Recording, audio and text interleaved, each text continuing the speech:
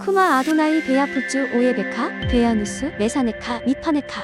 여호와여 일어나사 주의 대적들을 흩으시고 주를 미워하는 자가 주 앞에서 도망하게 하소서. 샬롬 생각하는 성경 홀리아미입니다. 오늘도 제사장의 의복에 관한 내용인데 먼저 영상을 보시고 제사장에 대해 더 나누도록 하겠습니다. 에봇 안에 받쳐 입는 겉옷은 전체가 청색이어야 하는데 그 중앙에 머리 들어갈 구멍을 낸다. 이 구멍 주위에는 깃 같은 것을 짜서 대어 찢어지지 않게 하여라. 이 겉옷 밑단에는 돌아가며 청색 실과 자주색 실과 홍색 실로 만든 석류들을 달고 그 사이사이에는 금방울을 달아라. 곧 금방울 하나 석류 하나 금방울 하나 석류 하나를 겉옷 밑단에 쭉 돌아가며 다는 것이다. 아론은 제사장으로 일할 때 이 옷을 입어야 한다. 그가 여호와 성소에 드나들 때 방울 소리가 들릴 것이니 그러면 그가 죽지 않을 것이다. 또 순금으로 패를 만들어 그 위에 인장 새기듯 여호와께 거룩이라고 새겨라. 그 패에 청색 끈을 달아 관에 매달되 관 정면에 단다. 그리고 그것을 아론의 이마에 붙여 이스라엘 백성들이 거룩한 예물을 잘못 드려서 짓는 죄를 그가 지게 할 것이다. 곧 그것들이 여호와께서 받으실 만한 예물이 되도록 아론은 이마에 그것을 계속 붙이고 있어야 하는 것이다. 또 에봇 안에 받쳐 입는 속옷은 고운 배실로 짜고 관도 고운 배실로 만들어라. 허리띠는 술을 놓아 만든다.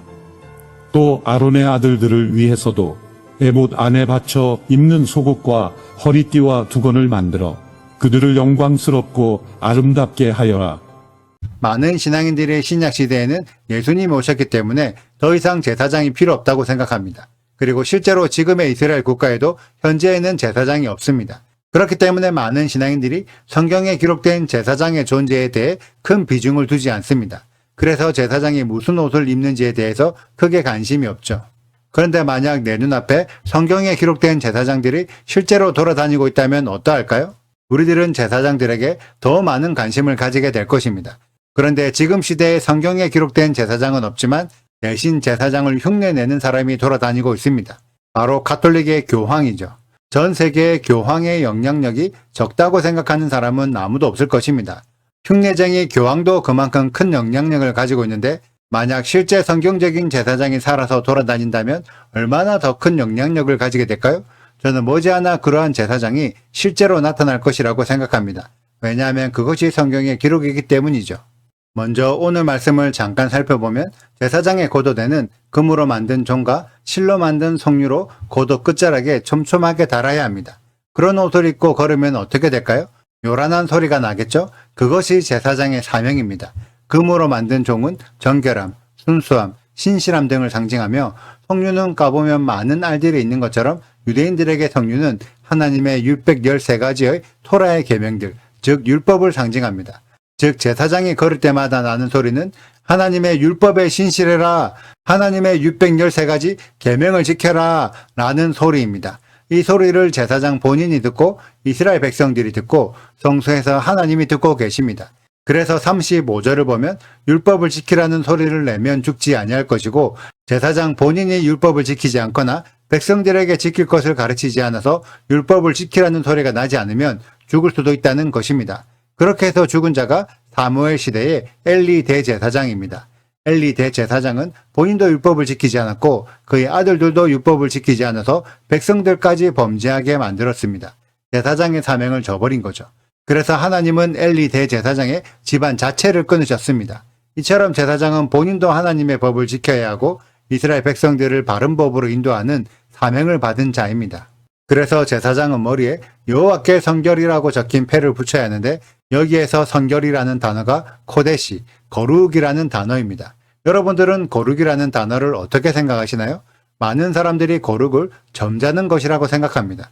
그래서 거룩해라고 하면 뭔가 격식을 갖춘 옷을 입어야 하고 말도 함부로 하면 안 될 것 같고 뭔가 좀 조심스러운 행동을 해야 할 것 같은 그런 느낌을 가진다는 것입니다. 그런데 거룩을 의미하는 히브리어 코데시 또는 카도시는 하나님께 드려져서 세상과 구별되다라는 뜻입니다. 내가 거룩하니 너희도 거룩하라라는 구절이 있는데 이 의미는 나는 이 땅에 속하지 않고 하늘에 속해 있으니 너희도 땅의 간섭에 매이지 말고 하늘에 속하여 하늘의 법을 지키라는 의미입니다. 이 의미를 제대로 모르니까 계속 하나님을 믿으면서 거룩해야 한다는 세상의 압박 때문에 더 점잖아지고 더 소리내면 안 되고 더 세상 속에서 혼란을 일으키지 않으려고 합니다. 그래서 세상이 잘못 돌아가고 있어도 교회는 침묵하게 되는 거죠. 그런데 원래 의미의 거룩은 세상과 구별되기 위해 세상의 법과 세상의 압박으로부터 싸워서 분리되어야 합니다. 세상과 싸워 이겨서 구별되는 것이 진짜 거룩이죠. 제사장의 머리에 여호와께 거룩, 세상으로부터 멀어져서 여호와께로 구별되다라는 표를 붙인다는 것은 제사장이 더 이상 세상의 법, 이 땅의 간섭을 따르지 않고 오직 여호와의 계명만 지키겠다는 신앙 고백입니다. 이러한 신앙을 머리에 붙이고 입으로 고백하고 발로 걸으면서 살아가는 제사장들이기 때문에 하나님께서 제사장들이 올려드리는 제사의 예물을 받으시는 것입니다. 어떠한가요? 여러분들이 생각하는 제사장과 성경에 기록된 제사장이 동일한가요?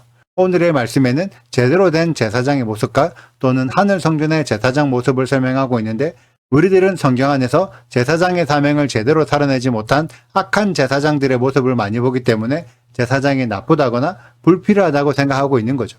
만약 제사장이 진짜 불필요하다면 성경은 우리가 사랑하는 예수와께서 하늘의 대제사장이 되셨다고 설명하지 않았을 것입니다. 그리고 예수와의 수제자 베드로도 베드로전서 2장 5절에서 믿는 자에게 신령한 제사를 드릴 거룩한 제사장이 되어라 라고 이야기하지도 않았을 것입니다. 베드로가 믿는 자들에게 5절에서는 제사장이 되어라, 9절에는 너희는 택하신 족속이요 왕같은 제사장이라고 불렀는데 제사장이 불필요하다면 결코 그렇게 이야기하지 않았겠죠. 오히려 제사장은 더 필요한 존재라는 것입니다. 이 개념을 이해하셔야 제가 이제부터 풀어낼 제사장들의 비밀들을 깨달으실 수 있습니다.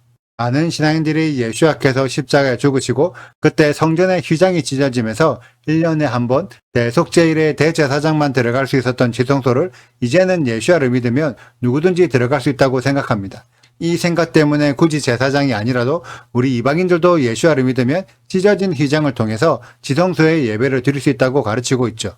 과연 이 가르침이 성경적일까요?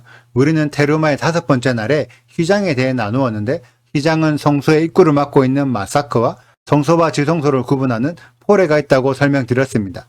예수와께서 죽으시면서 마사크와 포레 중 어떤 휘장이 찢어졌을까요? 포레의 휘장이 찢어졌습니다. 그래서 1년에 한 번 대속제일만 들어갈 수 있었던 지성소를 이제는 언제든지 들어갈 수 있습니다. 이것은 맞습니다. 그러나 결국 이 장소는 성소 아니라는 것입니다. 테르마 6번째 날에 성막의 뜰에 대해서 이야기를 나누었는데 성막의 뜰에는 누구든지 들어갈 수 있습니다. 남자든 여자든 이방인이든 누구든지 뜰 안까지는 들어갈 수 있죠. 그렇지만 성소 안에는 제사장과 레위인만 들어갈 수 있기 때문에 성소와 지성소를 구분하고 있는 포레의 휘장이 찢어졌다 하더라도 제사장이나 레위인이 아니면 성소 안에 들어갈 수 없습니다. 결국 자격 없는 자는 지성소 안으로 들어갈 수 없다는 말이죠. 성막을 제대로 이해한다면 예수와를 믿어서 누구든지 지성소로 들어간다는 생각이 얼마나 비성경적인 가르침인지 알 수 있습니다. 그렇다면 우리 이방인들은 아무리 예수와를 믿어도 지성소로 들어갈 수 없을까요? 그것은 또 아닙니다. 이 부분에 대해서는 성경적인 지식이 있어야 하는데 원래 이스라엘의 제사장들은 아론의 계보를 따르는 자손들이었습니다. 그래서 초림 예수와도 아론의 계보가 아니었기 때문에 예수와의 공생애 동안에 성전의 뜰에는 들어갈 수 있었지만 성전 안까지는 들어가실 수 없었습니다. 그러나 예수와께서 부활하신 이후에는 아론의 계보를 따르지 않고 멜기세덱의 계보를 따르는 제사장으로서 하늘 성전의 대제사장이 되셨습니다. 땅의 성전에는 출입할 자격이 없었지만 하늘 성전에는 대제사장의 자격으로 출입하셨던 거죠. 그 예수와가 자기를 믿는 자들을 형제라고 불렀고 로마서 8장에 양자의 영을 받아 여호와 하나님을 아빠 아버지라고 부를 수 있게 하셨습니다. 예수와도 여호와 하나님의 아들이고 예수와를 믿는 자도 양자의 영을 받아서 하나님의 아들들이 되는 것입니다. 그리고 예수와께서 하늘 성전의 대제사장이기 때문에 예수와의 계보를 따르는 예수와의 형제들도 제사장의 자격이 주어집니다.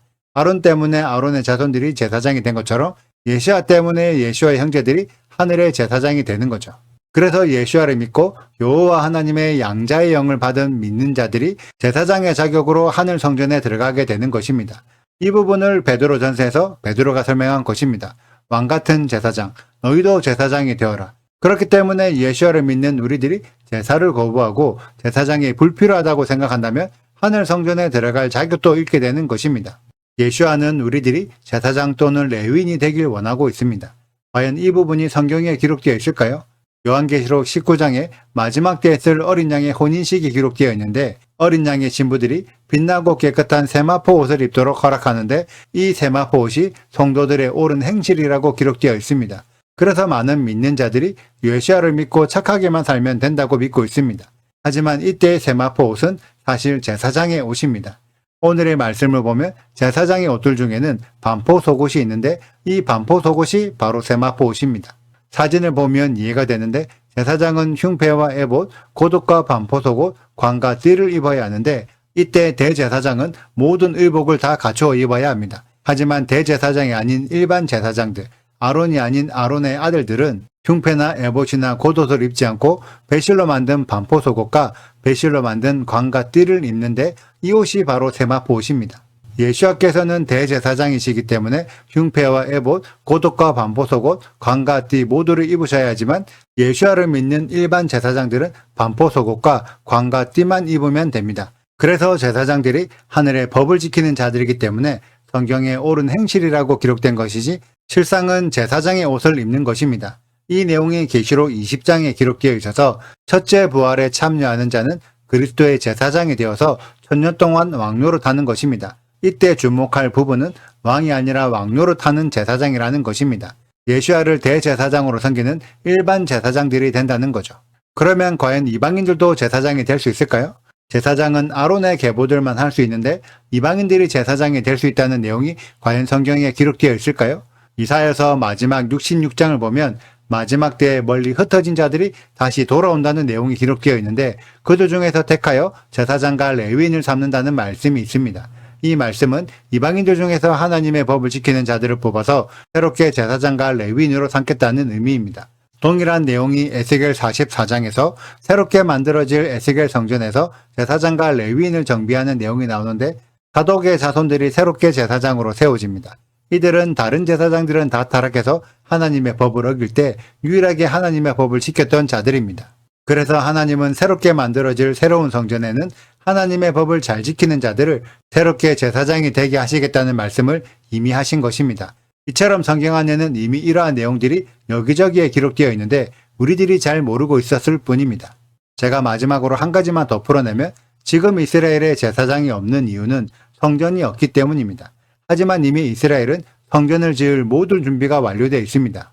그래서 누군가 성전을 지으라고 성전 건축을 허락만 해준다면 3시간 만에 성막을 지어서 먼저 제사를 드리고 3개월 안에 새로운 성전을 짓게 될 것입니다. 그렇게 되면 이스라엘에는 제사장으로 세워질 자들도 미리 준비되어 있어서 머지않아 교황이 아닌 진짜 제사장들을 볼 수 있을 것입니다.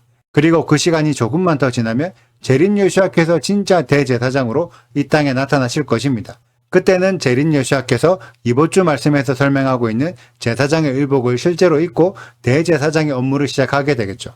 그런데 만약 제린 여호수아께서 제사장의 업무를 하신다는 것이 믿어지지 않으면 그것은 내가 성경을 잘못 알고 있는 것입니다. 성경에는 분명히 제린 여호수아께서 대제사장으로 제사장의 업무를 하실 것이라고 기록되어 있는데 그때 제린 여호수아와 함께 제사장과 레위인의 사명을 감당하는 우리 홀리아미 가족들이 되셨으면 좋겠습니다. 오늘의 영상은 여기까지입니다. 오늘의 말씀을 읽으시고 질문 있으시다면 언제든지 댓글로 남겨주세요.